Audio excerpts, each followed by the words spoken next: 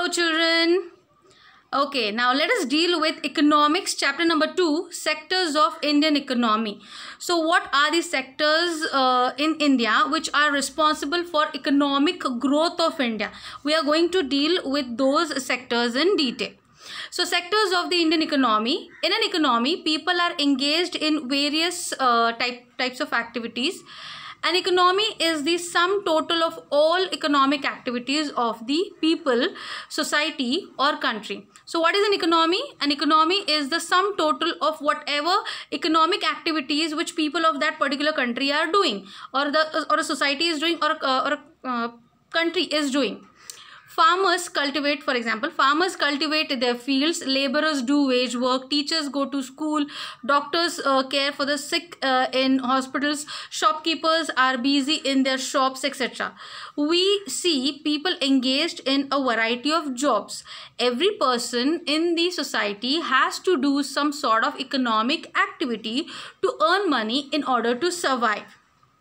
So, an economic activity is that activity which enables a person to generate income. So, what is an economic activity? This is the actual definition of economic activity. An activity which enables a person to generate income. If you're doing a kind of a work and through that work you are earning an income. So, that activity is counted under economic activity. But on the other hand, a non-economic activity is that activity which does not give any income to a person. When a person does a certain work as that work is his passion and he is not earning anything out of that activity, then it is counted under non-economic activity. So we are going to deal with economic activities in India. In this chapter, we will study primary, secondary and tertiary sectors, disguised unemployment, organized and unorganized sectors, public and private sectors. So in this video, we are going to deal with primary, secondary and tertiary sectors. Classification of economic activities. Economic activities in India are classified under three heads based on economic activities, based on employment and based on ownership. So based on economic activities, an economy can be divided into the following sectors: primary, secondary and tertiary sector. On the basis of employment, an economy can be divided into following sectors like organized sector and unorganized sector. And based on ownership, we have public sector and private sector. Primary, secondary and tertiary sectors. Let us study them in detail. What do they mean and what are the examples related to them?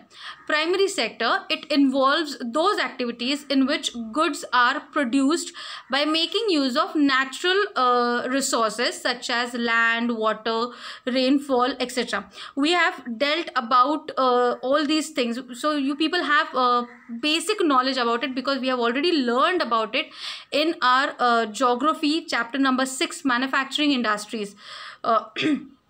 So basic industries, then secondary industries, we have dealt about them. So primary sector falls under agro-based industries also and basic industries, key industries.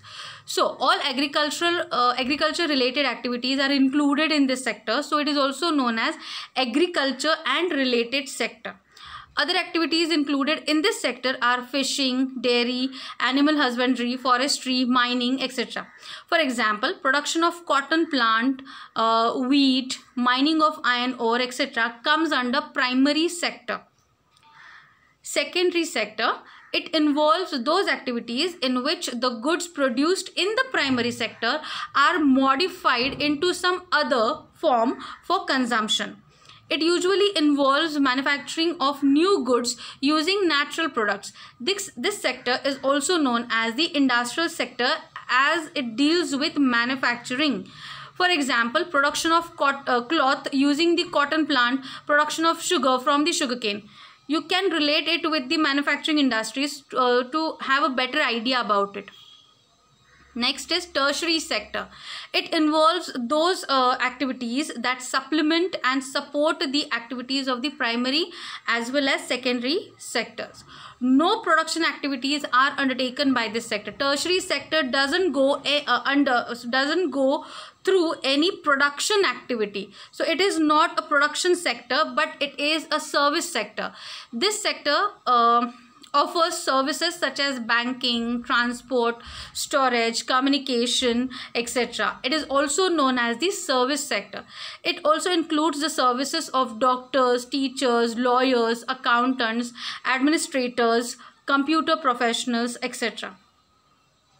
Now, comparing the three sectors, we have to compare these three sectors. In an economy, a huge number of people are involved in the production of goods and services. However, the number of people employed in each sector and the output produced by them varies in each case. So, it is important to understand a few concepts before we can begin to study the contribution of each sector in the economy. So, what is the strategy to study these three sectors in detail?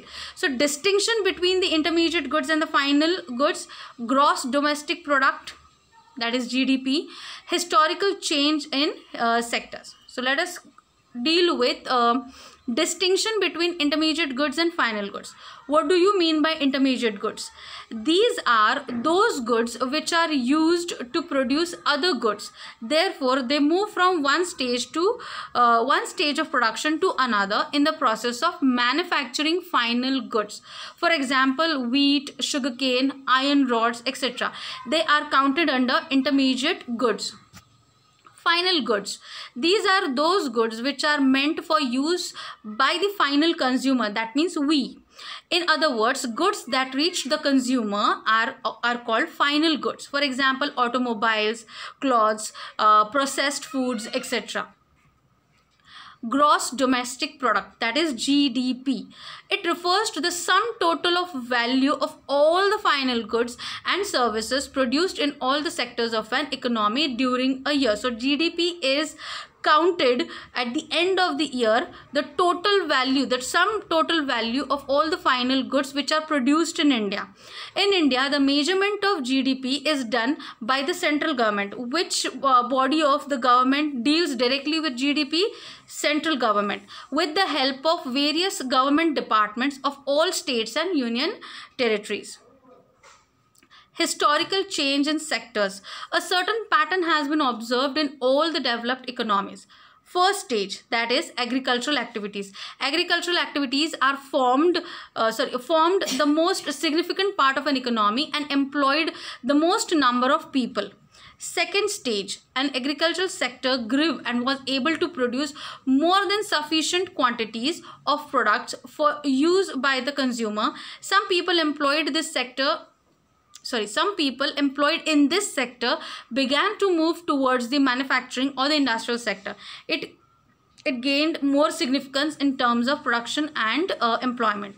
So in the primary stage or the first stage, agriculture was taken as pure agriculture in itself. In the second stage, when people started growing more than a sufficient thing, then people started moving towards the manufacturing sector, that is industrial sector.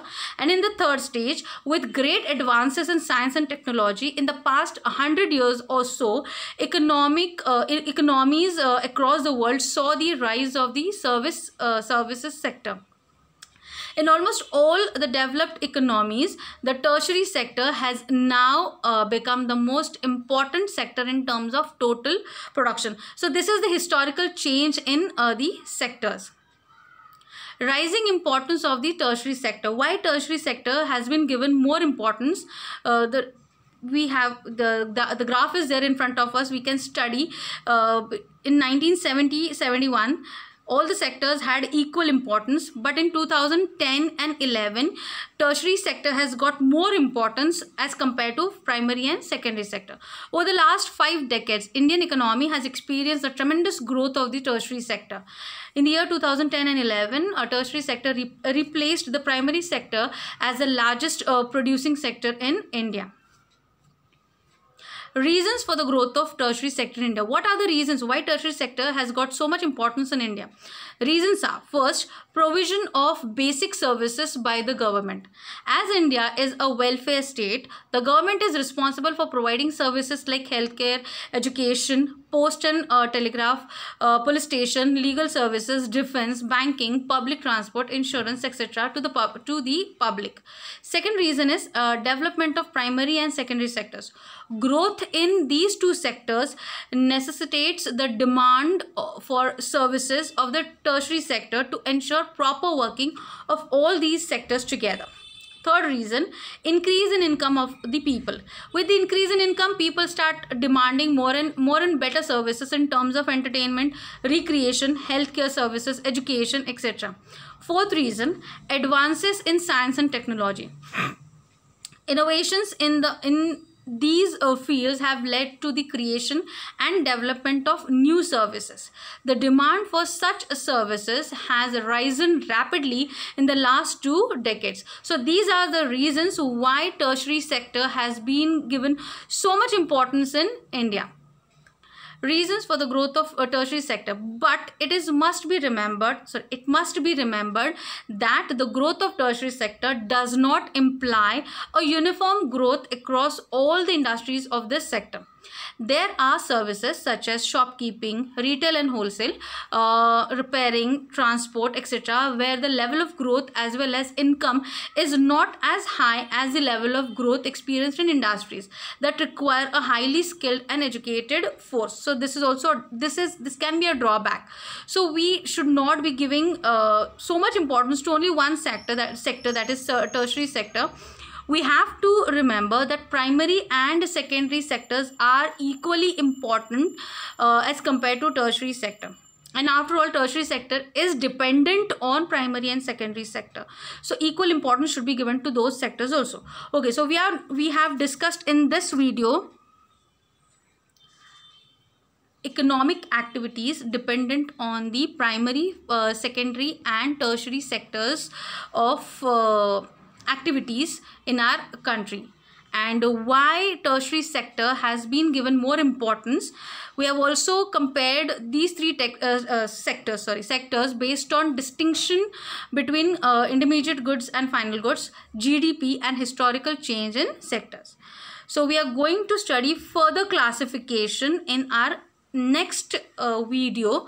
Till then, whatever part we have covered in this video, you're going to read that in the textbook, mark the important points, or you can use the notes which I have prepared in this slide, and you can underline those parts in the textbook as well as the refresher. Watch the video until and unless you get the concepts clear. Leave your comments in the comment section. Till then, bye.